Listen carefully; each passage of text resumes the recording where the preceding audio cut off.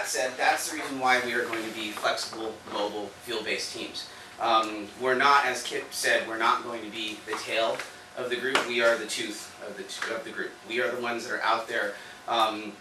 We will have access to trucks.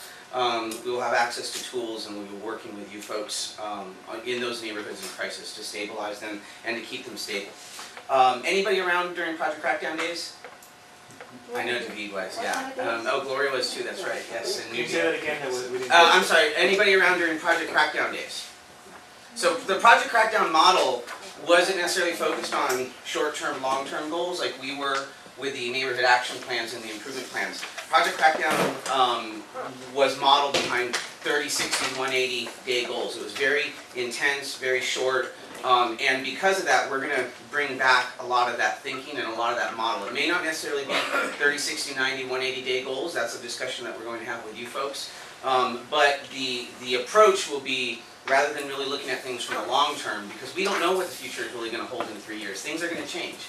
We recognize that. But we really, as Kip was saying, we really have a bridge of time. And to bridge that time, we need to be focused on what's going to happen over the next 180, 365 days. So we're going to be very focused on short-term goals, but very deliverable goals that are focused on keeping neighborhoods clean and safe and engaged. Did I do that in 2 minutes or 4? It was these two. Okay.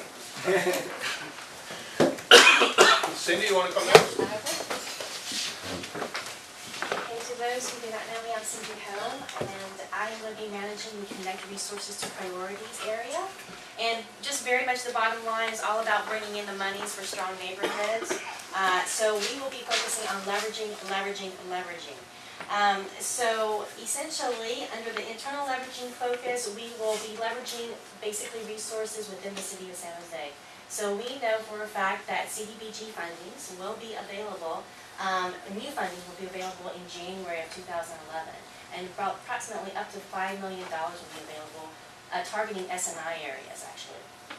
And those particular infrastructure improvements could be potentially LED streetlights, sewers, trees, ADA ramps, gutters, sidewalks.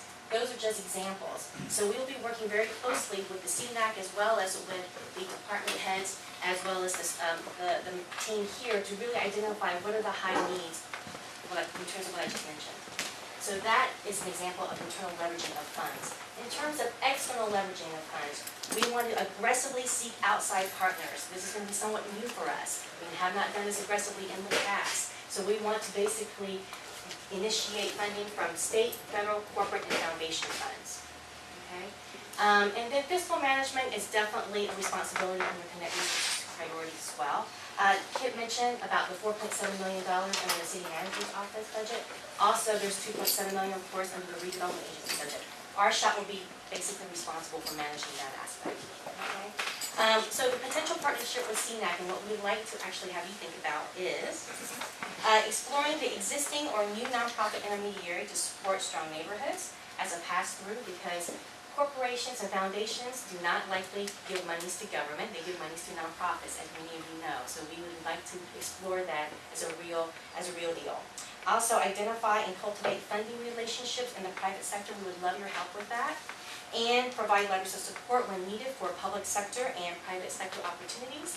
And also partner with staff and donor visits and tours. They don't want to hear from staff, they want to hear from you guys when we don't go on tours. So that would be hopefully part of the whole Connect Resources Priorities partnership. Okay. Thanks, Cindy. Yep. Hi, Kip Harkness again, and I want to talk about removing barriers to neighborhood action. The frame for this, I think, is actually a lot of fun. Perhaps I have a warped idea of fun. What I think we want to do with this is, and we started doing it through the conversations, is identify a top 5 list of what are the biggest barriers to neighborhood action that could be removed with a common sense, straightforward change in policy or procedures. That the city or the agency or somebody else, if we just did our daily work differently, we didn't have rule number X, Y, Z, that things would be easier for you. So one example that we've heard on that is keys and fees, access to community space, access to meeting space, access to the ability to get together in a room like this without having to have us here or having to pay overtime or having to worry about the insurance. Another thing that we've heard that you heard also in Neighborhood Action is access to tools, literally access to tools. Now, some of us have done a good job of figuring that out, sort of, if you will, in a guerrilla kind of way. But what if everybody in the city could have access to those tools in a systematic way? There's a huge barrier. And by the way, we have a giant Department of Transportation, we have a giant Department of Public Works and General Services that have warehouses full of tools. So the tools exist, the need exists. How do you get that connected? Those are a couple of examples. I want to talk to you a little bit about how we want to frame this process, because I think this is probably one of the ones that is really has the most opportunity for direct interaction. Slight divergence within my 2 minutes here. One of the things that I studied in my master's degree is what's called the two-table negotiation problem. And you all are familiar with this because, unfortunately, that's what we in city bureaucracies make you do all the time.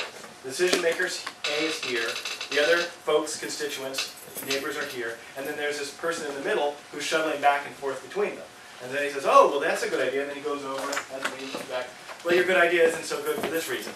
And then you convince him, and he goes back and goes back and forth. I do this a lot, right? Back and forth, back and forth. Well, one of the ways to solve this problem is simply get the two tables together. So how do you do that? Well, one table's here, and we've convened another table in City Hall. We're calling it the Neighborhood Solutions Team. And it consists of city managers, rep, and department heads. Police department, housing department, planning, building, code enforcement, parks and rec, chaired by Naberta Duenas, who's deputy city manager. I staff it.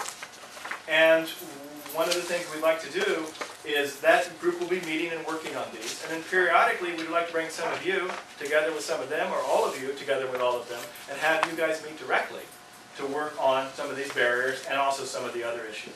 But I think that can be really powerful because, as Cindy said, you know, not only do grantees like to hear directly from you all, but for, you know, since I'm wearing the tie, for those of us who are chained in City Hall more than we'd like to be, the opportunity to actually interact in a meaningful way with residents is sometimes a lot scarcer.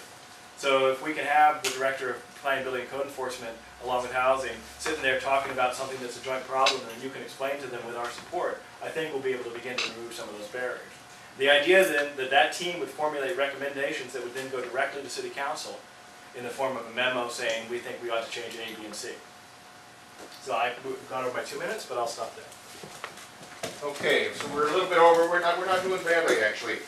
We're going to split up into 4 corners. We're going to have 5 minutes. And each of the corners will have one of us girls here being the one who is coordinating. The staff people are not to be beat up or questioned or whatever. Get yourselves organized. Say, I'm interested in this. Make sure we got a sign-up thing. And pick one person from the normal people, the citizens, which are going to be the coordinator, the normal, yeah. Which are going to be the coordinator for the first meeting. Okay, we need somebody who will put together the first meeting, find a place, etc. Okay? Let's mention that this place is available. And this place is available if you need it. Okay, we can help on that. What we want to come out of this is a list of who's interested in working on this and who's in charge of it. When you're finished, bring that back. I'll make sure it gets handed out to everybody and we got all the information. We're going to go 5 minutes. We're going to put remove barriers, which is what Kip just talked about, is going to go in that corner. And Steve Klein here is going to be the honcho of that. Pete, I'm sorry, we also have 2 other rooms available if you want. It's going to take 5 minutes. We don't want to take the time. So Paul is the crisis. And Sandra's going to help him. My wife says that too. Heather is Neighborhood Action, and I'll help on that. No, I'm sorry, Steve is going to help on that. And Cindy and I will take care of the resources. So Paul's in that corner. Kip, Heather over there with the folding tables. Cindy and the others over here. Now, after 5 minutes, we're just going to call out. If you're interested in being on 2 committees, just go and sit in another group. Feel free to move around. If you're not interested, come in, sign up on 2. Do not sign up on all 4 committees. You're not going to have time to do it. Okay? 5 minutes starts now. It is.